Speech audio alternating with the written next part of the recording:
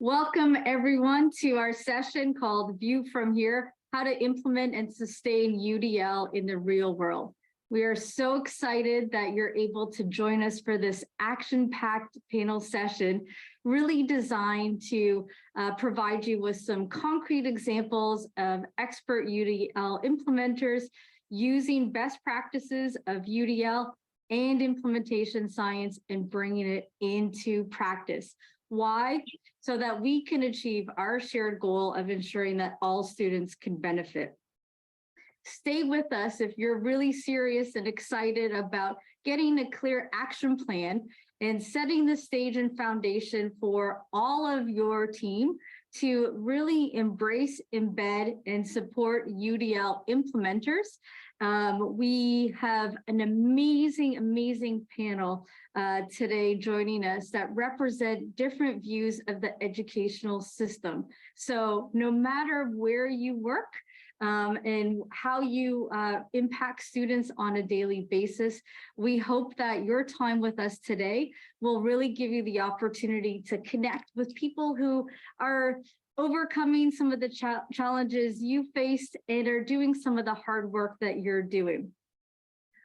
This wouldn't be an implementation science panel or a session if we weren't really serious about providing you with practical action steps and opportunities to not only identify where you are in your UDL implementation journey, but to walk away with some clear steps, at least 2 action steps that you can try and that you can apply within your organization. And then the last kind of big goal that we really are hoping to achieve today is connecting with all of you, connecting our stories together, and moving forward in really truly creating this positive movement for all students that we serve. So a few ways that you could maximize this amazing opportunity with this just dream panel, in my opinion, is to really utilize the handout. So the handouts that are part of the session will give you a little bit of a map to be able to identify action steps in real time. So as you hear from our panel and strategies and ways they've tackled some questions around creating systematic and intentional change, you'll have the opportunity to jot down some ideas and to really share what you're doing in your organization.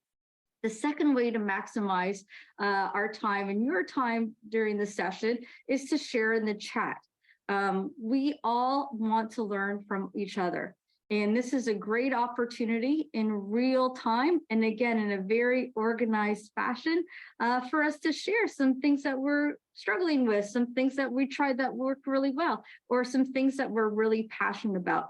And then the third way to really maximize the session is after the session. So we don't want to just talk about UDL and implementation science. We want to actually do something about it. So beyond the session, and in your handout materials, you have ways to stay connected with all of us through social media. So with that, again, welcome. We are so excited to have all of you joining us today. And I could not be more excited about our panel today. Since the session was really designed around this notion of different perspectives and different ways that we're all chipping away at the system to support our students and those that we serve.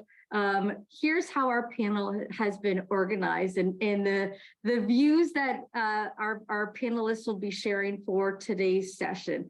As I introduce the panel, I want to invite you to use the chat to also share who you are, what level of the system you spend most of your time in, and your title or role. So to kick us off, I'm Dr. Michelle Duda. I represent the perspective from the national and state level around my expertise in implementation science, and I'm the founder and president of Implementation Scientists based in Tampa, Florida. I'll turn it over to Sherry. Hi, my name is Sherry Smith, and I am an SST State Support Team Consultant for State Support Team 6. So that is a regional role. And so a lot of what I share today will be from a regional perspective, but also sharing a little bit about district and state. Hello, my name is Laureen Sweet, and I'm a Behavior and Curriculum Intervention Specialist from the Cuyahoga County Board of DD in Ohio. And I'm also a parent of a college student with a disability who is experiencing the benefits of UDL firsthand. And I'm Mike Nixon, coming to you from the wonderful state of Wisconsin, who the Buckeyes just absolutely destroyed. But I am a instructional technology coordinator at the district level of a school district of about 1,600 students. Hi, I'm Elisa Jones. I am also a behavior and curriculum intervention specialist with the Cuyahoga County Board of Developmental Disabilities. But most of my background stems from being a classroom teacher in the general education classroom, and then also as an intervention specialist in public school settings. So I will be giving the perspective from the classroom and school teacher. Great. Thank you, everyone, and official welcome to the panel. And as you can see, all of our work is really centered around the student, right? So if we're truly setting up a system, we're designing a system so that we can see the positive impacts for our community, our families, our students. Our system needs to be aligned and really focused on that. And thank you to those who have commented in the chat. It's great to see we have a wide range of views represented across the country. So welcome. We are excited to have you with us today. So as I mentioned, one big question that we'll be asking today is, where are you in your implementation, your UDL implementation journey, right? So we know that whenever we adopt an initiative in our organization, there's a lot that goes under saying we're going to do something and actually doing it. So it's okay to start wherever you are. From an implementation science lens, all of your organizations have some really great elements in place that are designed to really support your students. So we'll help you think about some of those a little bit today. But again, we really want to hear from you what practical next steps you're able to take away from our session.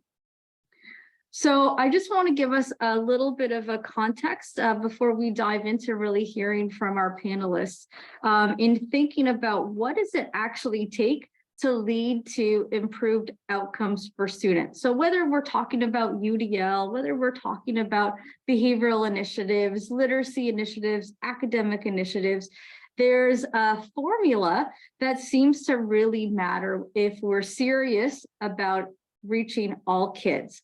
And reaching them in a meaningful fashion. So I want to share this formula for success is one way to think about the work that you're engaged in right now.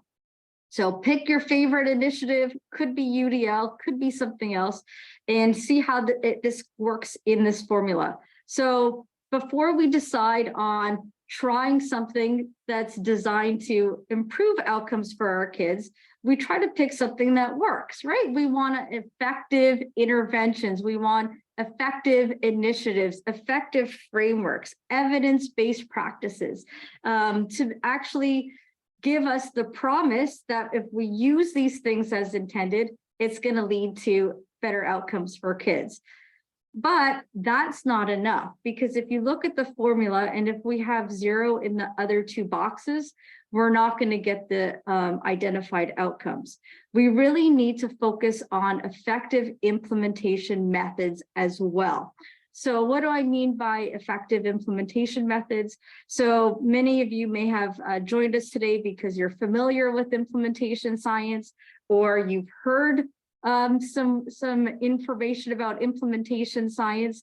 What this tells us is that there's actually a science that includes best practices for how to actually ensure that implementers have the support that they need in order to do what the evidence-based practices teach us to do. Why? so that we see the better outcomes for kids. And then finally, the enabling context.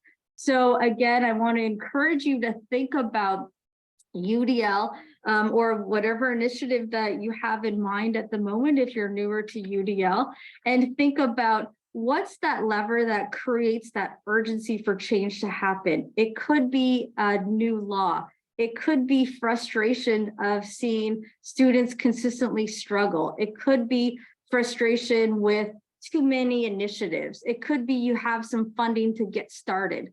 It could be just this push from your community that we need to come together and change. So in order to really think about the longevity and positive impact of UDL, we really need to pay attention to the implementation piece as well as the enabling context. You'll have more details in your handouts as well as this implementation framework, so that you don't have to, go to multiple sources to follow along. One of the frameworks from implementation science is called the implementation drivers. And, it's a triangle that we really wanted to organize around the question, what does it take to really implement evidence-based practices at a socially significant scale and in a way that it leads to sustainability.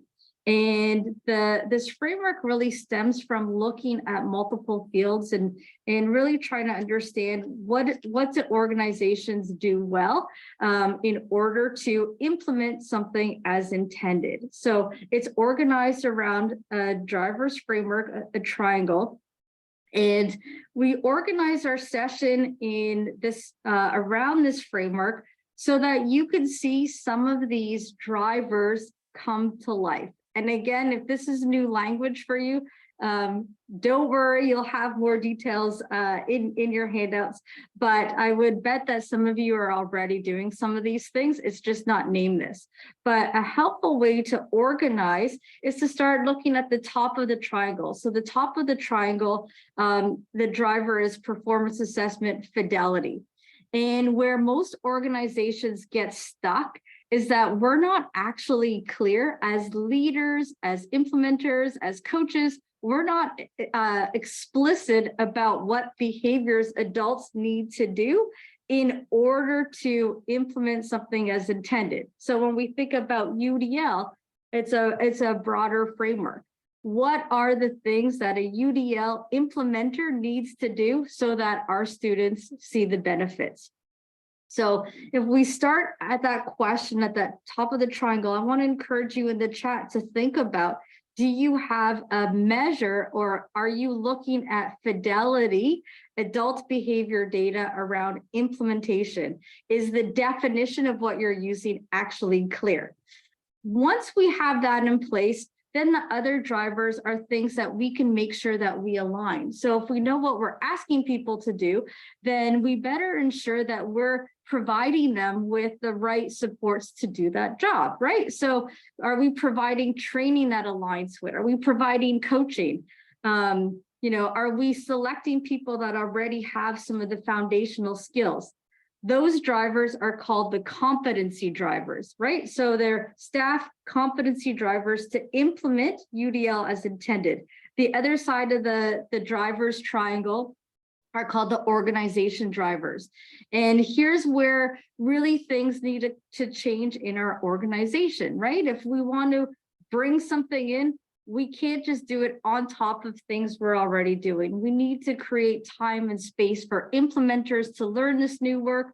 We need to create space for teachers to be able to take the time they need to design the interventions as intended. Sometimes we need support from other organizations, and we need to be more streamlined on how we use data, right? So I want to encourage, if there's one action step to take, is to inventory all the data that you're collecting and see if you're actually using it for decision making, right? Or are you collecting data and it goes somewhere else? So again, we want to be aligned and make sure we're using data to make sure our implementers get maximum support in order to implement as intended. And then the bottom of the triangle, the foundation is leadership. And what's really critical to sustain an initiative is to build leadership capacity across an organization.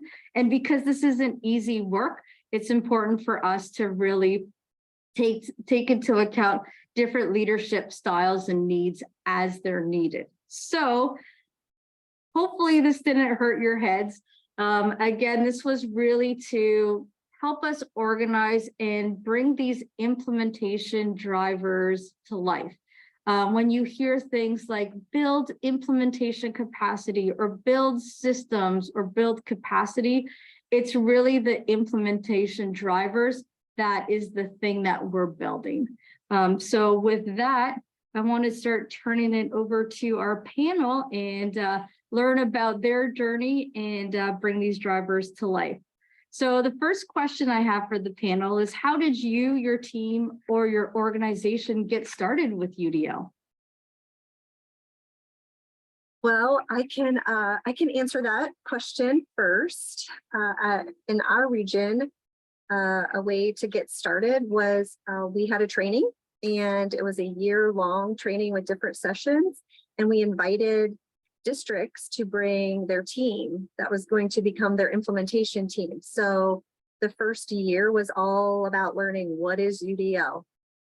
How would we teach this? How would we train it? What does it look like? And then the second year, we started talking about, okay, so now you have this implementation team. How do you roll this out at your district in a way that's informed by implementation science? So the second year, we actually used a tool called the stages, the implementation stages and drivers matrix, so that they could think about each driver and what actions they might need to do that align to that driver over time, or that would help them progress from exploration, which is where they were, to full implementation.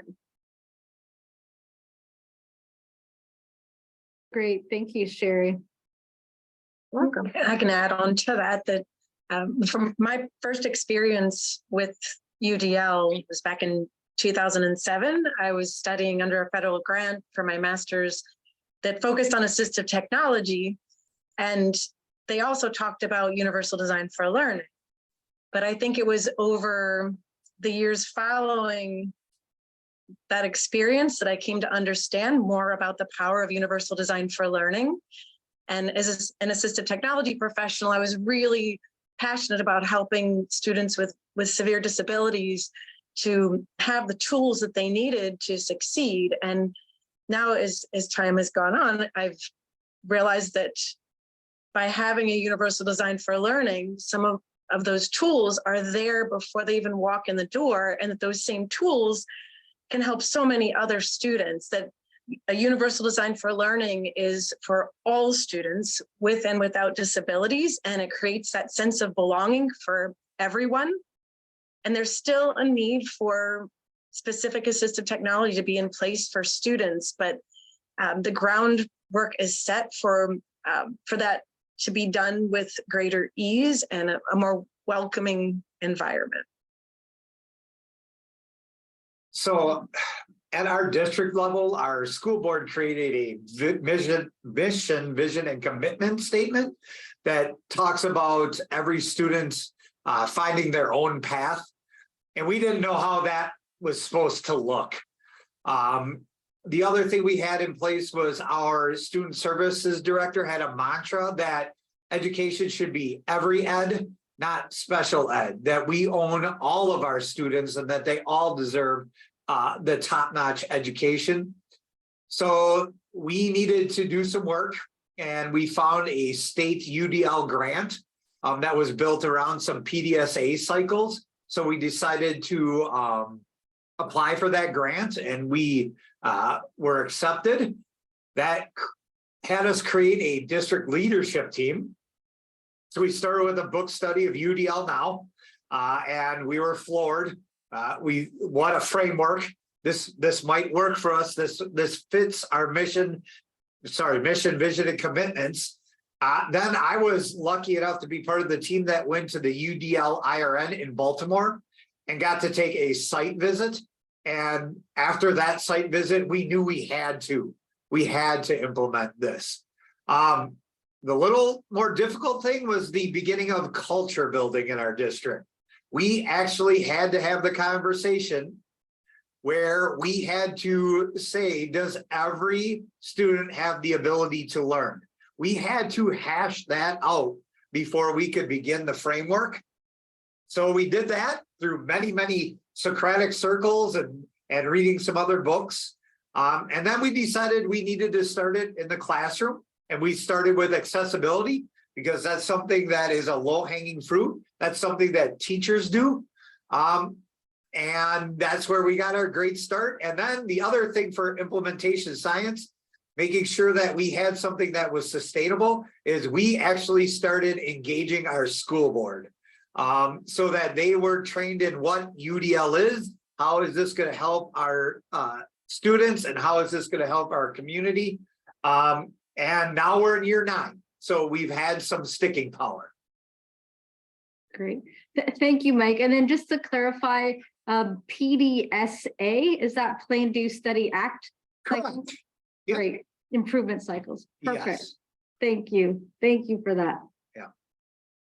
And to play off of what you just said, Mike, about teachers taking PDs, that's, I think, one of where my starting point was as a teacher was that there was inherently always some type of accessibility training in our background. So whether that was in my special education training or my general education training as an elementary teacher. And so at the beginning of every school year, you're thinking, how am I going to make these lessons accessible? And that's where my process as a teacher really started with UDL, was looking at essentially creating like a learner profile for each student to see, how are they learning? How are they accessing this? Are they having a physical barrier? Do they have a barrier at home where they're having access of coming into the school? So really creating this learner profile that then I would look at my resources within the school. How could the occupational therapist help out with creating this lesson to be more accessible, or the physical therapist? You also have CODAs, so your occupational therapist assistants and your physical therapy assistants, and one that I just recently learned about 2 years ago, which is the ATPs, which is the assistive technology professionals. And that was a huge game changer for me whenever I was developing lessons to make the content accessible. And the team that I was working with, we started out with using a multidisciplinary approach, and was able to really transition into more of a transdisciplinary approach, which was a really cool process to go through with them. Great. Thank you. So what wonderful strategies, and as you heard from our panel, people have taken multi-pronged approaches in order to really get started. Some big themes that I heard was bringing a team together, organizing that in some way, seeking information in different capacities, whether it's conferences, books, self-studies, talking to colleagues, seeing in action, working with new colleagues. There was an element of culture building, and again, making connections with other stakeholders, whether we're talking about school boards or taking a multidisciplinary approach and bringing other folks in, and really getting to know your students. So really sitting down and digging into that. So those were some big themes that I heard. I want to encourage folks in the chat to identify other strategies that you may have, you want to highlight in terms of getting started with UDL. And I want to invite you to think about which one of the strategies you heard so far that you want to try and put into to practice when you get back home. So thinking about setting the stage for sustainability, right? So really getting an understanding of the organization, really thinking about why UDL is so critical and so important, and what's it going to take to make it work? And as you heard from our panel, many of them really started self-study and brought in people along the way to say there's got to be a better way. There's got to be a better way to serve all of our students. And once we have identified that, then it's, well, what do we need to do to make sure that people have access to aligned training, information that they need, and to really support the implementers. And I really appreciate how the panel also talked about opportunities for training and information sharing outside of their organization, which it really takes a community. So using the left-hand side of the driver's triangle, the side that helps us think about the staff competency or the implementer competencies. My question to the panel is, what did you need to do to tweak, enhance, create the opportunity for the right type of training to actually happen?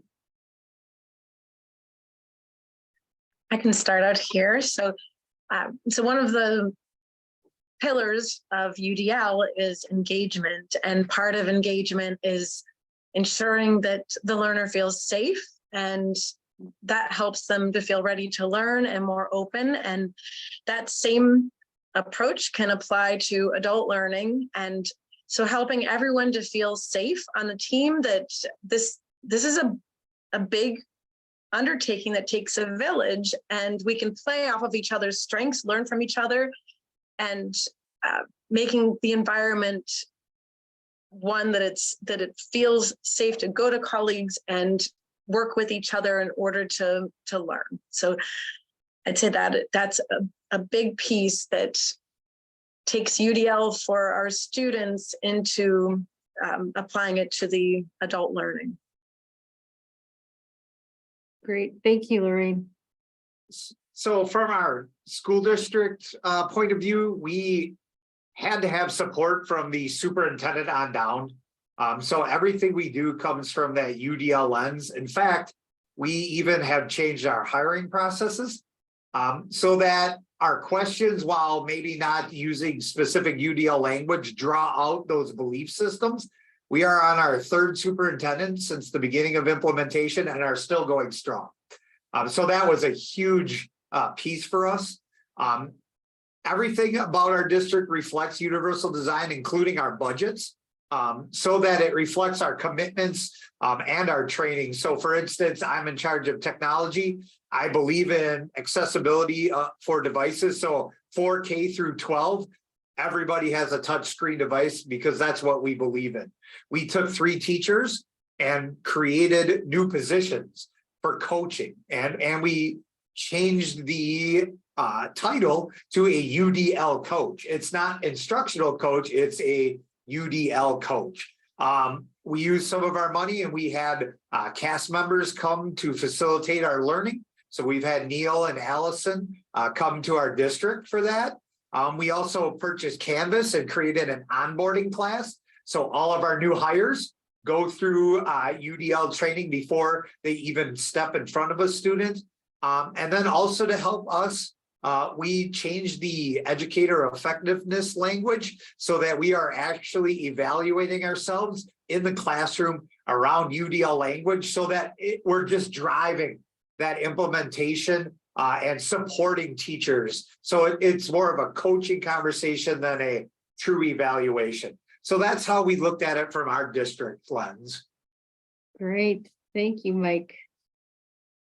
Mike, your school sounds wonderful to be working at. I'm slightly jealous. You guys got a lot of great supports in place. And you're actually, well, it shows because as a teacher, and say one of the hardest things for me was to know all of the resources that were available in my school. And I think it was, it's one important thing that when you're looking at creating accessible lessons, you need to know what resources you have and what your budgets are and what technology is available, because more often than not, we just get comfortable with what we've been used to. So knowing what your resources are has been a huge help. And then also just the consistency of following up between sessions. So a lot of times as teachers, we go to PDs and we get told what we're supposed to do or supposed to implement, and then there's no follow through. So having those coaches in place to help have those check-in sessions and to troubleshoot things that are going wrong is extremely valuable with making sure that this is being followed through with and addressing anything that might not be going so well to fix those problems. One last thing that I found to be extremely helpful and is, I would say, kind of difficult because sometimes this has a lot of outside implications, but developing a schedule that allows for collaborative planning. And I know a lot of school districts, a lot of the schools that I've worked at, that was one thing that all teachers wanted, but it was really hard to find the time in the day to collaborate with your colleagues, especially the related service providers.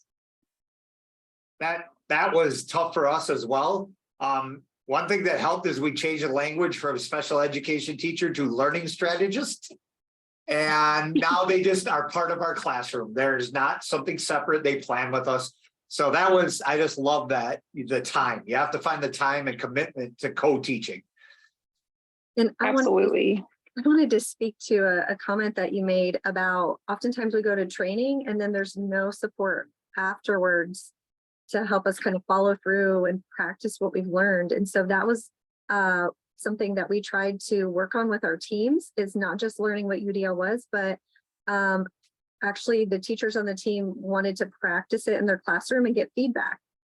So we had coaching cycles, and I kind of modeled what a coaching cycle was.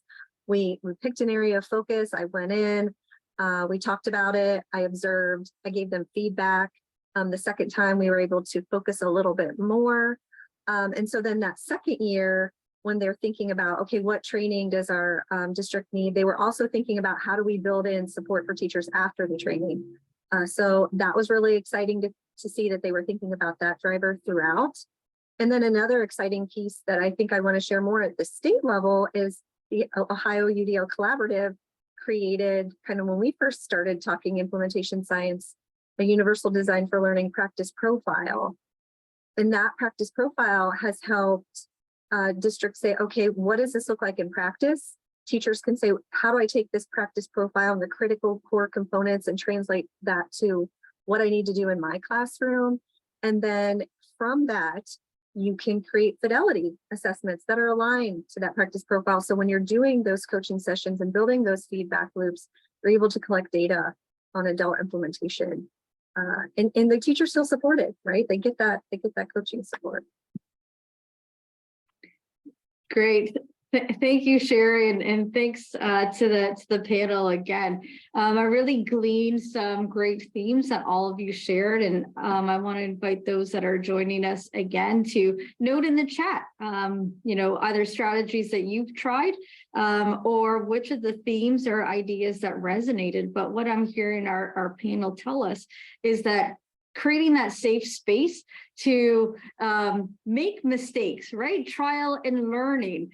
To feel safe, to ask those questions, that matters. We can't just add more layers of training and hope people do something different, right? Like there's really this intentionality about looking at the culture, ensuring that you're bringing new people in that have the same values, that matters. The fact that all students can learn, right? That matters.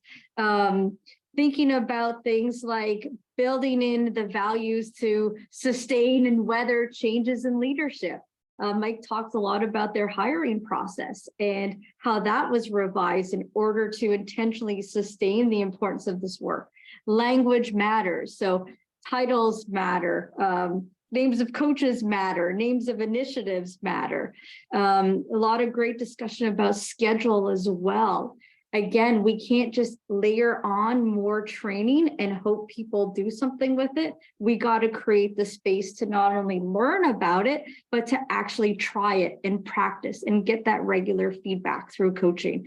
And I think here's where you're hearing implementation science in action. It's not about talking about it, it's creating space to actually do the work and practice the work and get better at the work and make those connections along the way. So I hope, I no doubt people have taken a lot of great concrete examples from your responses to this question. So thank you to the panel. And again, one point I just want to really emphasize too, to maybe help people think about, well, how do we get started with, thinking about professional development? First thing is define what do you mean by professional development. The second really quick tip is to think about the training or professional development opportunities that staff attend and think about what the expectation is when they're done. Is the expectation that they attend a training for information, or are they attending a training or professional development event for behavior change, right? So if it's about behavior change, I always want to encourage you to think about how do we build in coaching? How do we build in the space? Because most times people attend these amazing events, but don't have the support to then put it into practice. So just a quick tip, and I think you heard some of that through our panel. So now that we're thinking about, okay, what is it that we're asking people to do? How do we really honor hearts and minds and build this into our organization, and then really be serious about it by really building it into how we operate, how we provide supports to our implementers, how we get feedback from our implementers. Now, moving to the other side of the triangle, we touched a little bit with schedules on this. I'd like to invite the panel to talk about some of the system or organization, either barriers that you have identified, experienced, and overcame, no doubt, or are working on, or what are some of the facilitators? What are the things you already had in your system that you were able to then leverage and build UDL processes and practice into as well?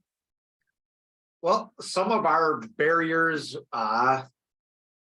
focused on current teachers or teachers we had in place, the change cycle. When you ask anybody to change, there's always some resistance and almost mourning of past practices. Hard to get rid of some ingrained belief systems. When we first introduced UDL, they were like, we already do this. Well, you do some of the practices, but they aren't intentional. We have to make these very intentional practices so that all students get them, not just a few.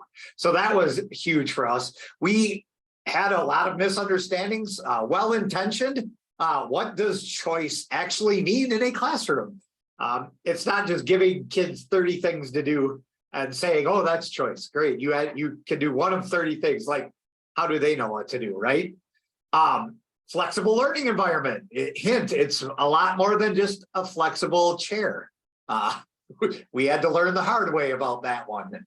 And then a lot of like questions around choice and standards. Like if a standard says write an essay, how do you provide choice when the standard says it's an essay? Well, how do you allow the students to make drafts? Do you allow text to speech, or sorry, speech to text? All of those different things. And then of course, time. Time is the biggest thing. We had to give up some things in order to prioritize UDL. So those were our big barriers. We've overcome them and are continuing to overcome them. Great. Thank you, Mike. I'm sure a lot of people across the country and that are joining us globally will resonate with those barriers, the time and being okay to let go, right, of initiatives that, or pause them, that are not leading to the outcomes you hope. Thank you for that.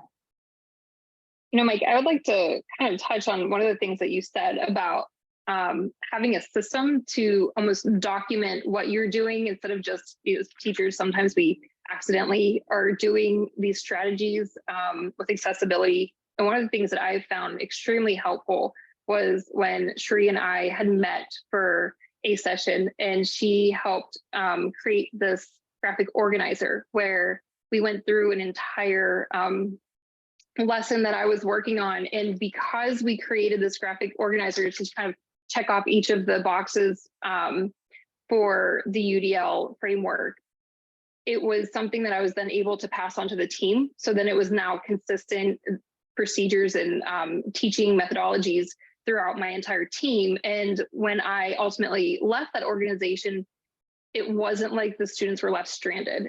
So the teacher who took over for me was able to pick up right where I left off. And it was almost like I left a piece of my brain there for the next teacher to kind of absorb what I was doing and just start putting those teaching practices in place. So having something that is actually in like a formal document of the different teaching strategies to be utilized was incredibly helpful for myself.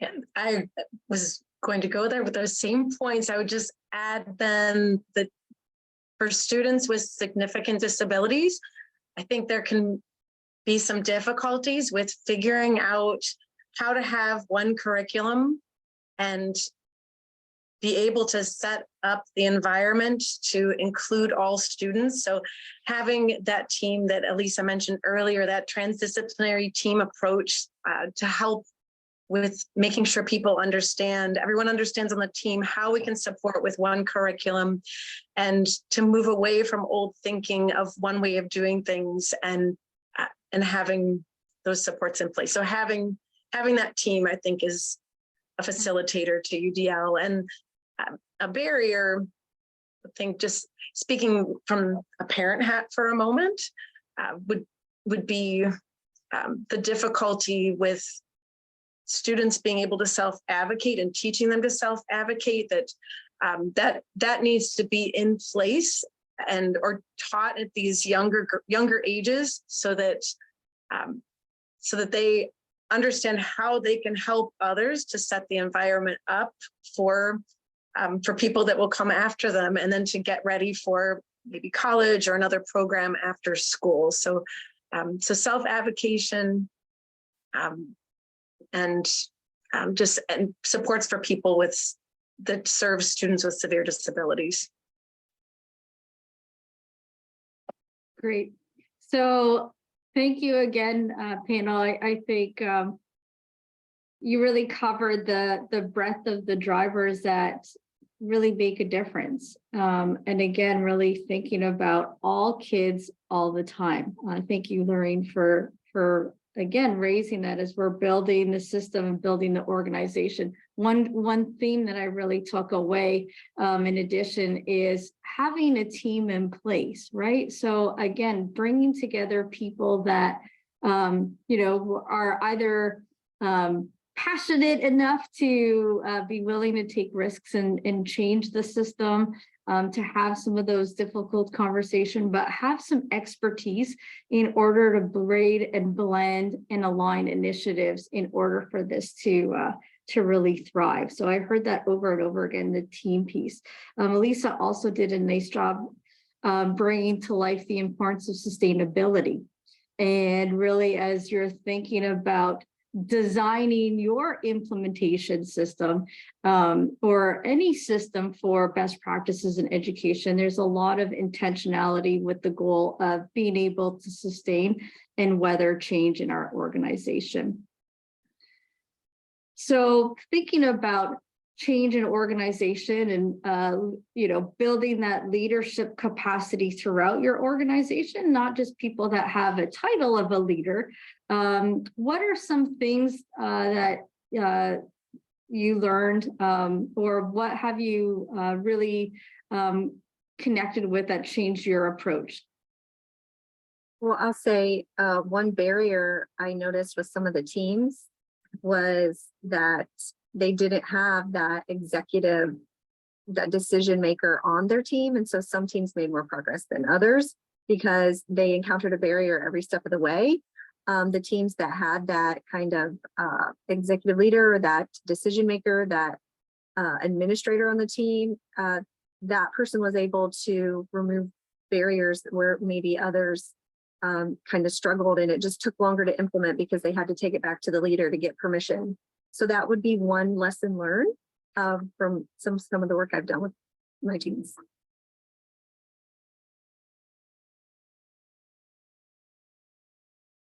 I think playing off of that, going back to the whole team idea, one of the things that I learned that have been incredibly helpful and eye-awakening after 10 years of teaching, utilizing the related service providers when you're lesson planning. So you have all these skill sets, and typically in your traditional school setting, the related service providers are people that pop in and out of the classroom, but utilizing their knowledge of how to make a lesson accessible if a child is in a wheelchair and you're doing a lesson about gardening, how can they access that garden outside? And that was actually an example of a lesson that we worked on, and we had a parent who built us raised flower beds. So the student could actually access and have experiences with a garden. But utilizing your team and knowing what skills your related service providers have was the biggest success and change in my learning and how I approached lesson planning. Yeah, we had to learn how to model UDL practices when doing professional development. So we had to walk the walk to make sure that everything was accessible, that there was multiple means of representation and expression. Just like Yoda said to Luke, patience, you must have patience. I'm the type of guy that is like, this second grader only has one chance at second grade. We need to get moving. And not everybody is willing or able to change at the same pace. So you have to have patience and allow others to change and have pieces in place to nudge people along. Really keeping a focus that UDL is an instructional framework. It is not something that will go away. This is going to be around because it is just the right thing to do. And lately we've been focusing on expert learning. What we saw is a few teachers just hone in on a guideline and just that's all they would do. And then the rest of the piece of the puzzle was missing. So we've really tried to hone in on expert learning now so that we could get a lot of the UDL ideas going at the same time. Great. Thank you. Yeah, and agreed with the expert framework and thinking about how people learn.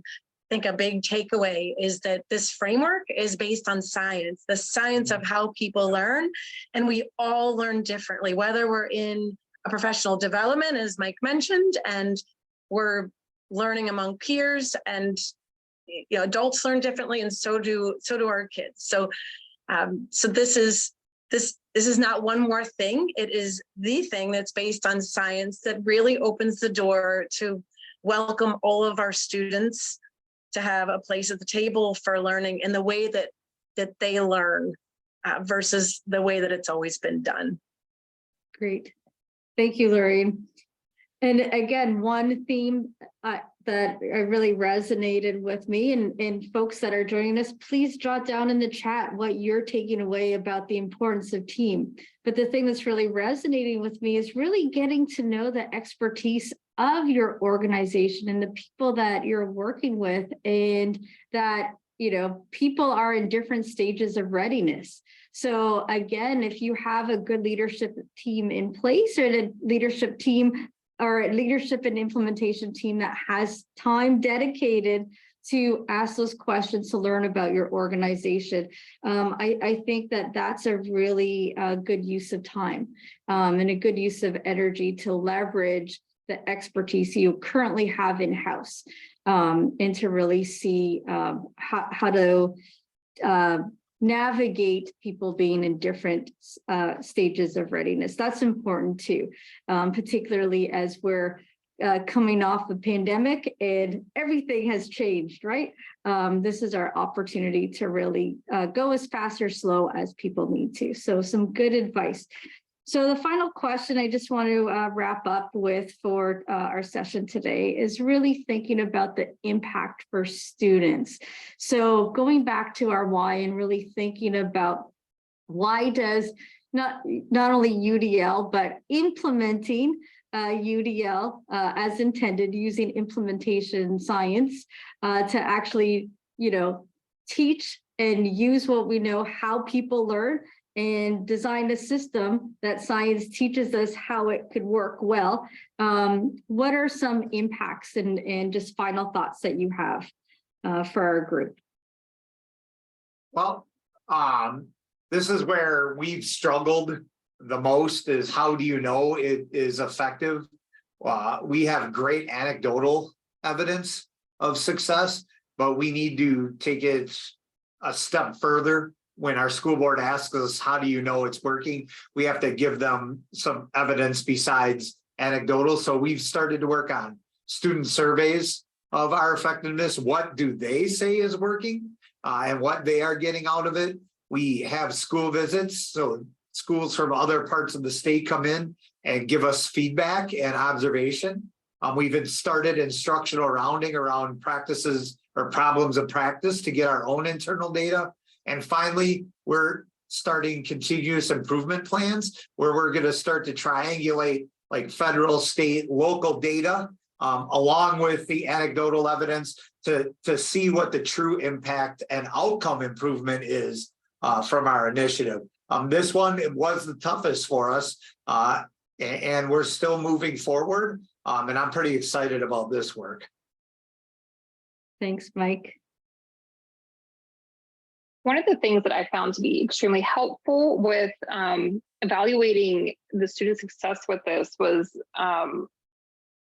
using rubrics to assess engagement, especially within the population of students with moderate to severe disabilities, where it's a little bit harder for them to show their gains in a traditional way. So using engagements to rubrics to measure how their engagement has changed over the course of the lesson. And with the group of students that I'm particularly thinking about, we saw a gain where they weren't able to access the curriculum at all. And then through the use of the UDL framework and providing accessibility to the lessons, their engagement went up to 100%.